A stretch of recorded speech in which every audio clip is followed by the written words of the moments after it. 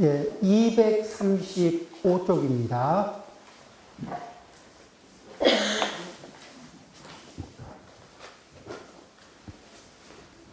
자, 235쪽에 무엇이 정직한 선이고 구분선인가 그것을 하기 전에 그 위에 있죠. 네. 만약 이런 부분이요.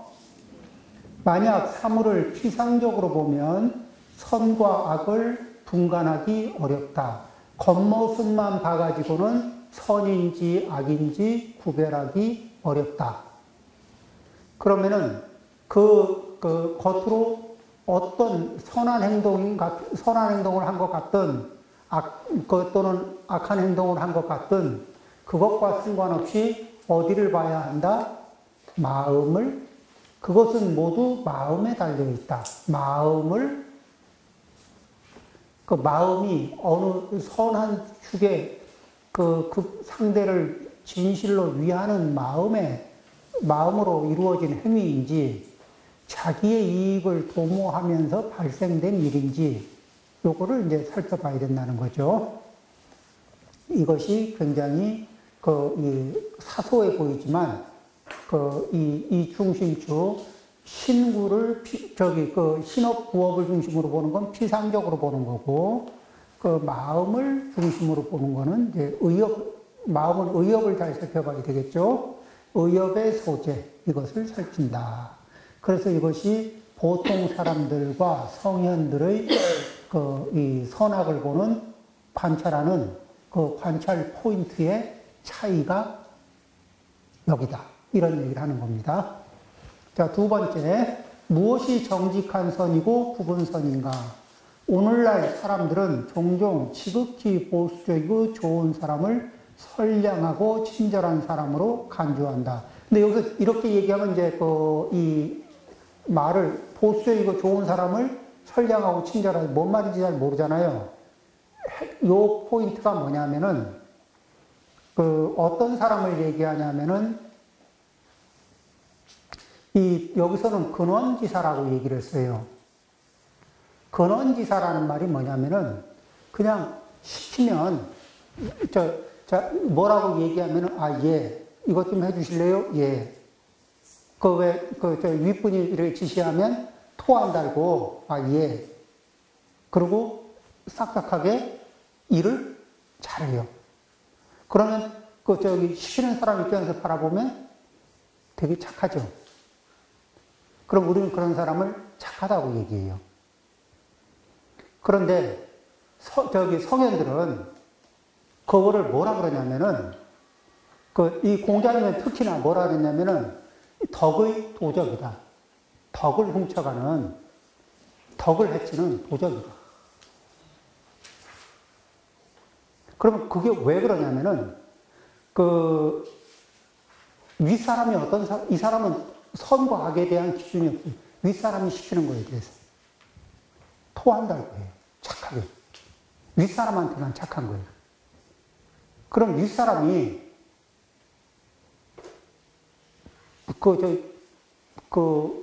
그러니까 해서는 안 되는 일을 시켜도 착하게 해. 그러니까 윗사람 볼 때 착하게 해. 그 대표적인 인물 중에 하나가 유명한 인물이 있어요. 예루살렘의 아이히만. 악의 평범성. 뭐냐면은, 독일의 아우슈비츠,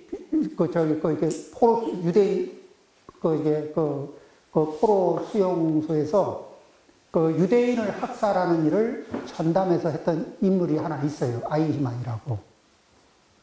이 사람이 2차 대전 패망 이후에 잘 도망 다니다가 한 1960년도쯤에 잡혀요. 남미 쪽에 숨어 있다가.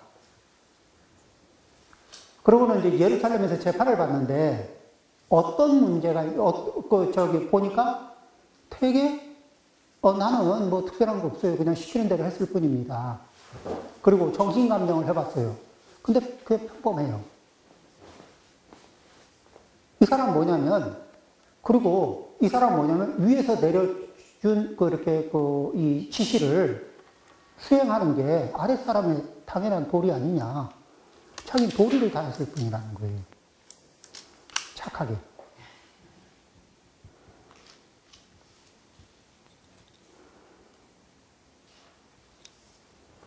어때요? 그런 성향을 가진, 그런 사람을, 그런 성향이면은, 이게 성현들이, 이거는 언제 어떤 폐악을 저지를지 모르는 그 위험한 존재라는, 누가 시키는 사람이 누군가에 따라서. 그쵸? 근데 우리는 그렇게 말 잘 듣는 사람 되게 착해 보이잖아요. 그거보다는 차라리 광견을 취한다. 이 광견이라는 건 뭐냐면 거칠어요. 그리고 뭐냐면 어느 대목에서는 말을 안 들어. 지고집을 세워. 그런데 이런 사람들은 뭐냐면 자기 특유의 이게 장점이 있고 안목이 있어서 자기 안목이 발현되는데 상사가 시키는 것보다 자기 안목이 빼어날 때가 있거든. 그럼 말 안 들어. 그냥 이거는 다른 건 모르겠지만 이거는 아닙니다. 이건 이렇게 해야 됩니다. 이러고 왜 조금 이게 윗사람이 보면 참 말 안 듣네 이런 거 있잖아요. 좀 시키는 대로 좀 하지. 근데 이게 아랫사람이라고 해서 윗사람보다 안목이 항상 딸리라는 법은 없어요. 어느 분야마다 그 사람의 장점이 있는, 이렇게 안목이 있는 자리가 있거든. 그런 자리에서는 뭐죠? 그 윗사람은 어떤 게 필요하냐면은 모든 걸 다 잘할 수는 없어요. 그러면은 윗사람이 제일 먼저 갖춰야 되는 거는 그 밑에 일을 시키는 사람을 있잖아요? 그러면은 저 사람이 나보다 나은 안목을 발휘하는 대목이 어딘가 그것들을 파악해야 돼요. 그리고 그 부분에 대해서는 자문을 구하면 돼요. 그분한테. 그러면은 이렇게, 뭐죠? 나한테 부족했던 안목을 채울 수가 있다고. 근데 내가 지위가 높으니까 일방적으로 지시하는 위치에서 지시하는 행동만 해야 되겠다 그러면은 그런 이 재능이 있는 사람들은 이 숨이 막혀요. 질식한다.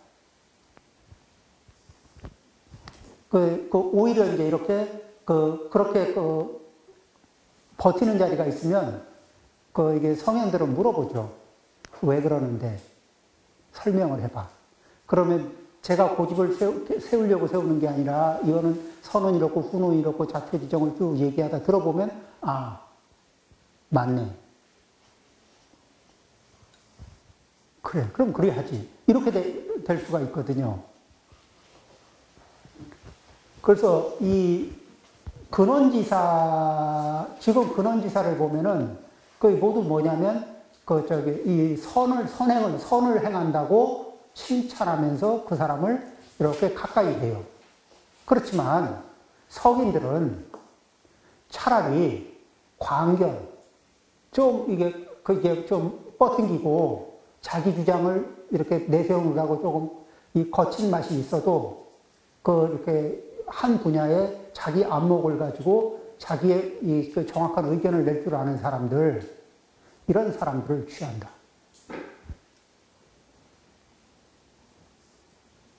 좀 덜 다듬어져도 그런 이가 낫다는 거죠. 그래서 이렇게 말 잘 듣는 사람, 근원지사는 비록 한 마을이, 이게 지역이 다 그 사람 괜찮다고 얘기하더라도 반드시 이런 사람에 대해서는 덕을 해치는 도적이라고 보는 거예요. 이런 사람들이, 이렇게 말 잘 듣는 사람들이요, 일제시대가 되면은 그냥 일본말 듣는 거야.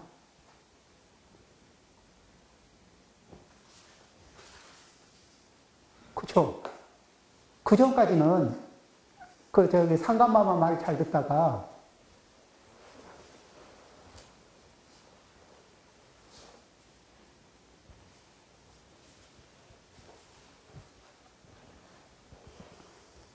그렇죠? 그러니까 말을 할 때 말 잘 듣는 것이 이게 선의 기준점이 되질 못한다. 충분히 설명이 됐나요? 그 당시에 말을 들으면 자기한테 이득이 되니까 듣는 거니까. 그렇죠. 그리고 센 사람이 말하면은 윗사람이 말하고 센 사람이 말하면 아무 이의가 없어. 그냥 해. 그리고 그렇게 하는 게 본인의 보신이 돼.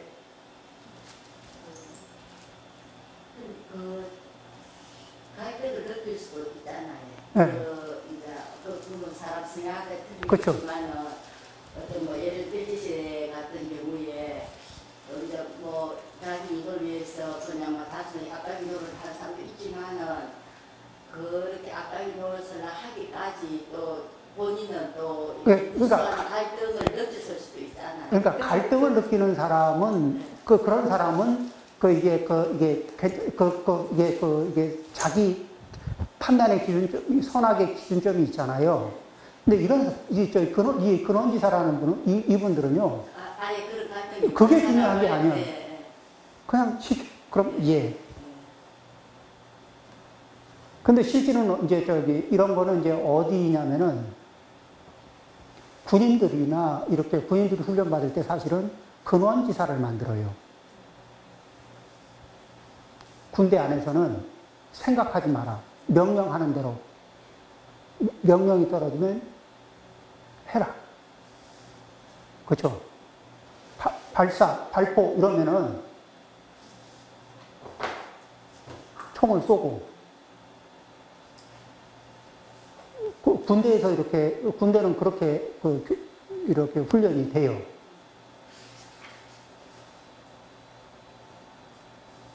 특수한 영역이죠. 거기는. 그래서 그러니까 선악을 구별하는데 그걸 착하다고 얘기하거나 선업을 짓고 있다고 할 수는 없다. 이렇게 얘기하는 거예요.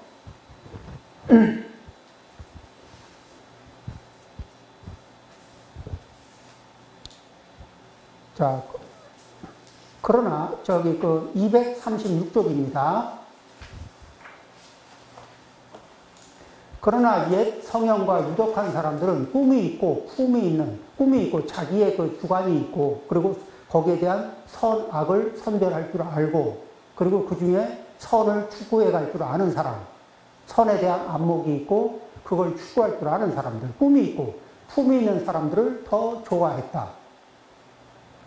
모든 이들이 순종하고 행동을 조심하는 것처럼 보이는 사람을 좋아할지 모르겠지만 이 근원지사들 성인들은 종종 그들을 덕의 도둑이라고 말했다. 이로부터 보통 사람들의 선과 악에 대한 견해가 성인과 유독한 사람들, 성현과 크게 다름을 볼 수 있다. 그러니까 성현들이 사람을 볼 때 말 잘 듣는 사람 위주로 그러니까 시키는 대로 뭔 짓이라도 하고 착한 애 그렇게 안 본다는 거죠. 그 사람의 이 의지 안에 자기의 자기가 볼 때 이게 선악이 정립되어 있는가. 그리고 그것이 이 세상에 그러니까 이치와 부합하는 선악이 정립되어 있는가. 이걸 보는 거예요. 이 부분이 안 돼 있고 이 부분이 없는 상태로 외부의 힘에 센 쪽에 맞추면서 그대로 착하게 말 잘 듣는 이런 유의 이거는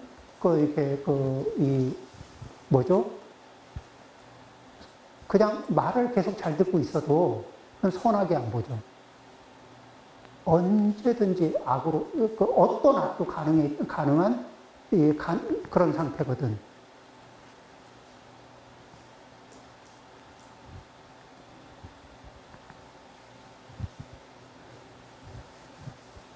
그래서 이런 그런 기준점. 그러니까 이렇게 지금 지금 이제 두 가지를 보고 있잖아요. 첫 번째 중봉선사가 얘기한 기준. 두 번째 이 겉으로 보면은 되게 말 잘 들어. 마음도 시키는 대로 잘해. 별 의견도 없어. 다른 의견도 없어. 그러니까 되게 착해 보이지. 이 예루살렘의 아이히만 같은 예루살렘에서 그 재판을 받았기 때문에 이제 그런 이름이 붙은 거예요. 그런데 이 사람은 죄책감도 없고 그냥 자기는 공무원이었고 공무원으로서 상부에서 내려오는 업무 지시를 실행하느라고 가스실에 단추를 누른 것밖에 없어.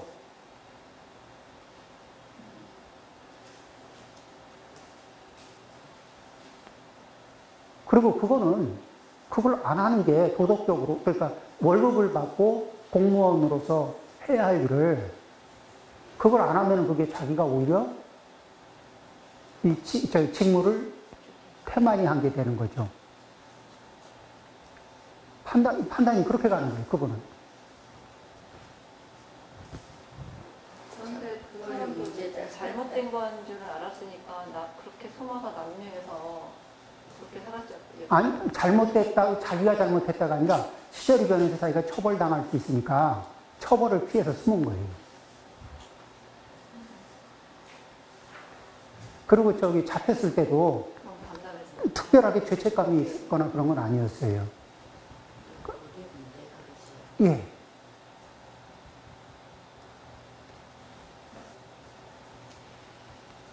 그 당시 자기가 그 일을 안 한다고 했으면 히틀러한테 죽었을까요? 이제 그러면 직업을 아마 이렇게 사임서를 내고 사임서를 내겠지. 실직자가 되겠죠.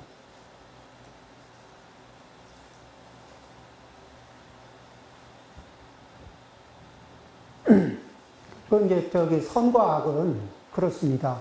이렇게 때로는 이렇게 길을 가다 보면은 악을 행하지 않기 위해서 손해를 감수해야 될 때도 있는 거예요.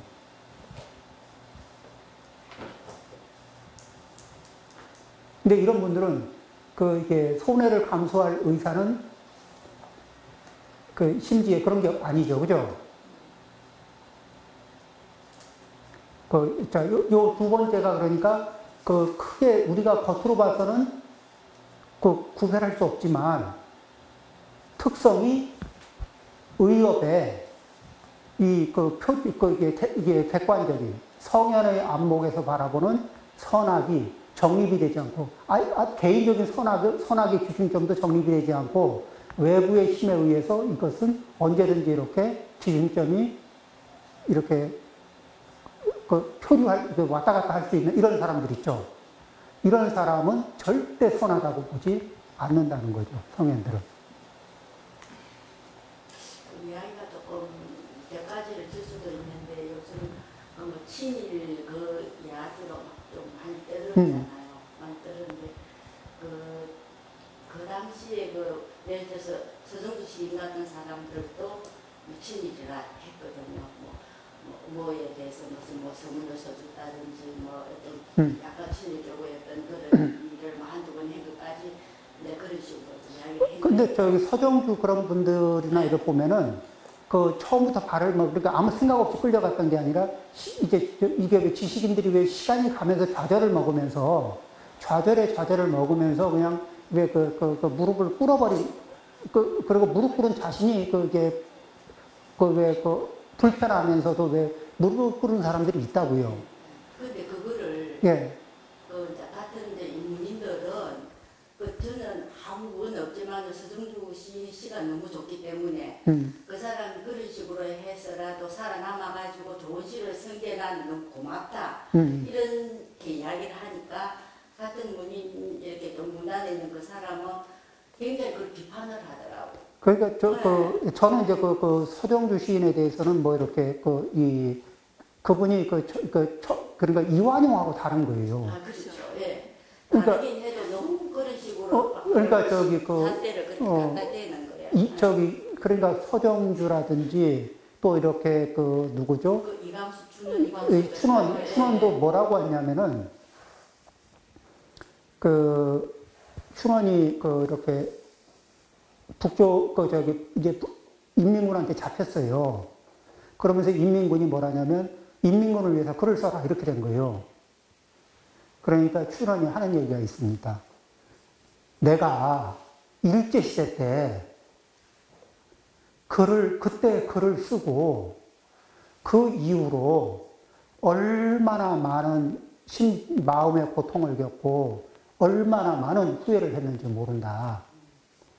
그런 후회는 2번 다시 하고 싶지 않다.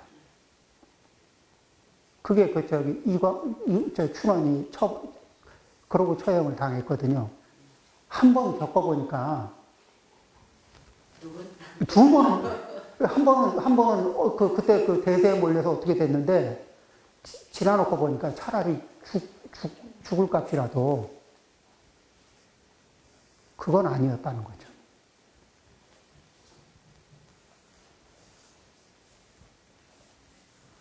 지금 서정주 시인의 시는 조화서에 쫓아서 다 내렸습니다. 참 그러니까 지금 예. 정부 전 정부 들어서가지고는 그런 식으로 그 자제를 갖다 댄다라는 게 그게 이제 잣대가 어려워서 그래요. 그러니까 뭐냐면은 지금 우리가 말하는 근원지사들하고 그 다음에 이제 이렇게 왜 그런 잣대를 이렇게 이게 거의 해방에 거의 다가갈 때쯤에 그때 이제 이렇게 막 강압에 의해서 글을 쓴 사람들이 있거든요. 근데 이제 그런 좀 그런 좋은 시인의 시를 그 교과서에서 다 뺐다라는 거는 네. 개인적으로 그것은 처음 듣는데 참 가슴이 아픕니다. 아니 우리가 알고 있는 국화협회서가 예. 사실은 그걸 일본 황실을 찬양한 글이랍니다. 국화협회란 국화가 일본 황실의 문양이래요. 빗댄 것들이 그러니까 여러 가지 자세한 거는 제가 그 부분에 대해서는 모르겠는데 어쨌든 지금 제가 얘기할 수 있는 거는 그 중에 그때 일제 시대로 얘기하면 그냥 이완용 같은 분들 있잖아요. 네, 그런 분들의 또는 시절이 변하자마자 이렇게 변하면은 거기에 딱 맞추고 저리 변하면 저렇게 딱 맞추고 그러면서 이제 이렇게 생존이야 잘하겠죠. 근데 그런 분들은 선의 영역에 넣고 가늠할 수는 없는 사람들이다. 이 얘기를 지금 이제 요범 선생이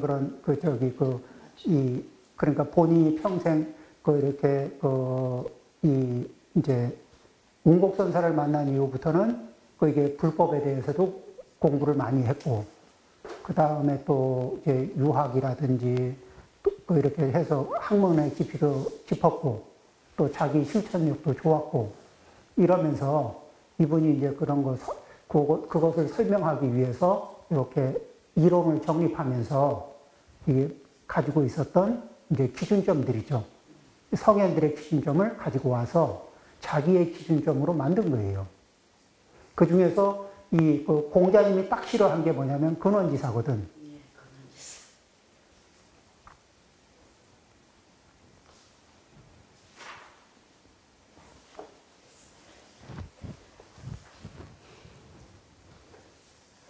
자, 그렇게 이제 이런 차이가 있다는 겁니다.